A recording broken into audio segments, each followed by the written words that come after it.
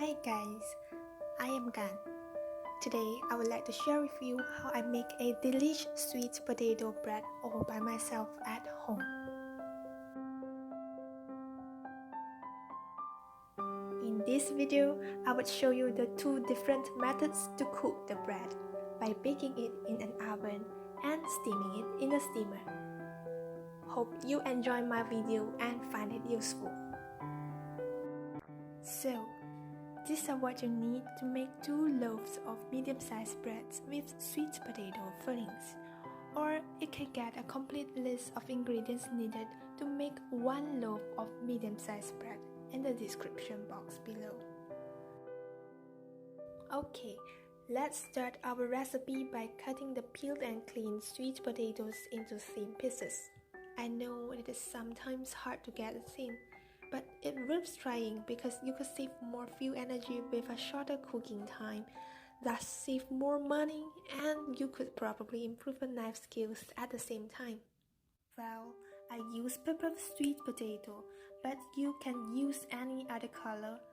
Mix them all together to get a blended color of yellow, purple, and orange.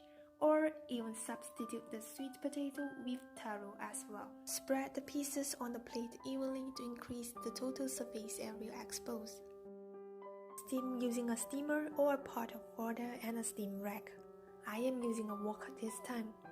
Now proof the yeast to see it's alive by adding it into the lukewarm water with temperature at around 35 degrees Celsius to 40 degrees Celsius. Since I live in Malaysia and we have a tropical climate throughout the year, I always use water at room temperature. It's okay if you dissolve the sugar in the water first before adding the yeast. For your information, sugar is used in the yeast-proofing process and also adds some sweetness to the bread.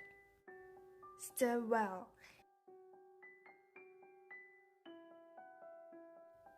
Cover the cup with a lid to avoid contamination and let it sit for 5 to 10 minutes. In the meantime, mash the steamed sweet potato straight away with a fork, rolling pin or a masher to prepare the filling ahead. I like to use a fork in my recipes because it is a common utensil in everyone's kitchen. The key is to mash the sweet potatoes while they are still as hot as possible. If you are using taro for the filling, you might have to add some sugar into the taro so the taro filling tastes a bit sweet. Cover it up and keep it in the fridge. Now mix the salt thoroughly in the flour before adding the yeast mixture. Salt acts as a flavoring in the bread. Okay, here's how the yeast mixture looks like after 10 minutes. You can spot a layer of creamy foam on the water surface, which proves that the yeast is working great. Stir well to incorporate the yeast mixture into the flour and make sure your stirring tool is physically strong enough. I use the handle of a stainless steel spoon for doing this.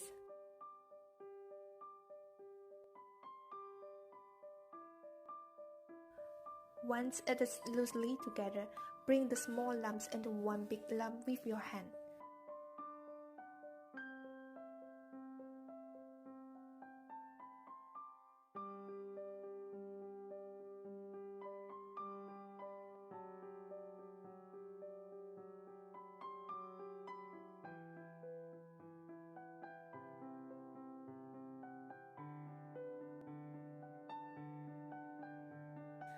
Add 20 grams of oil into the dough once there's no more flour sticking at the bowl. Then start kneading one-handed so the oil is well incorporated into the dough.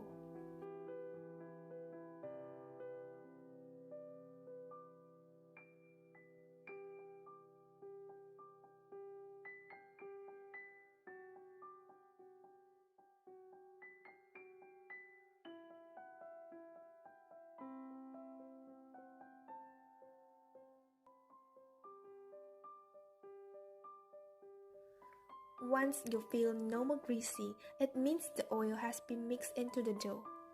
Turn it out onto the workbench and start kneading it double-handed for 10 minutes.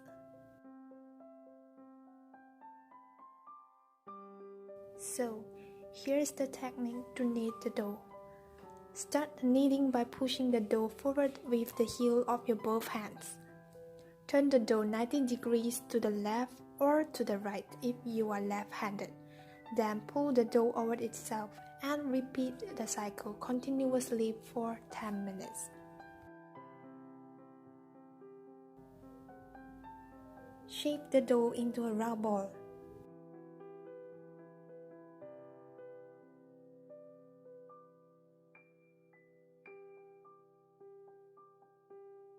Add a little oil into the dough container and place the dough into it.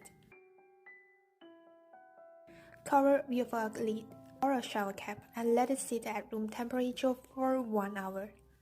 You can also put it in the oven and utilize the fermentation function for the first rise.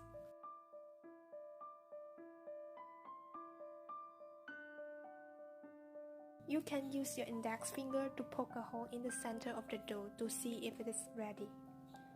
For a dough that's well fermented, it should hold its shape without bouncing back, expanding, or shrinking after you poke it. Scrape the dough out and roll it into a cylinder. You don't need to divide it into 2 pieces if you are using the ingredients for 1 loaf of medium-sized bread. Flatten the dough into a long flat dough and spread the mashed sweet potatoes evenly on the flat dough. By the way, let me explain a bit about fermentation. Fermentation, or in other words, anaerobic respiration, is the process happens when the enzyme in the yeast called zymase breaks down the sugar present in the dough to produce carbon dioxide gases and ethanol, a type of alcohol. Carbon dioxide gases cause the dough to rise and contribute to the texture of the bread. I prepared only 160 grams of sweet potatoes this time, so you can say it is quite insufficient. Roll it up gently and carefully.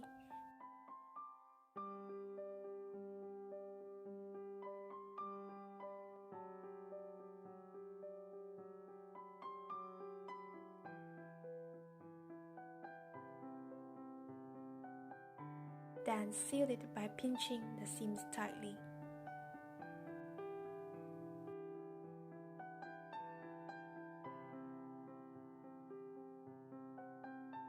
Now I'm going to do the exact same thing with the second piece of dough, but don't worry, I'll fast forward it.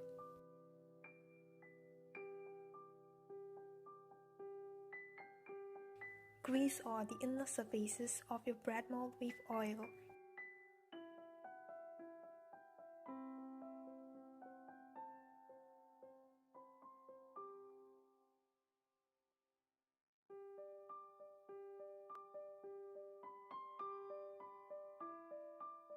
Cover the dough for second fermentation, which is also known as the second rise, for 1 hour.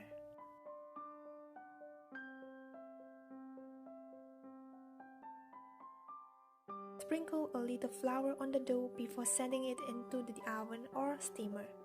This creates a professional look for your bread. If you would like to steam the bread, remember to put on a lid on the bread mold to prevent the steam from dropping on the bread.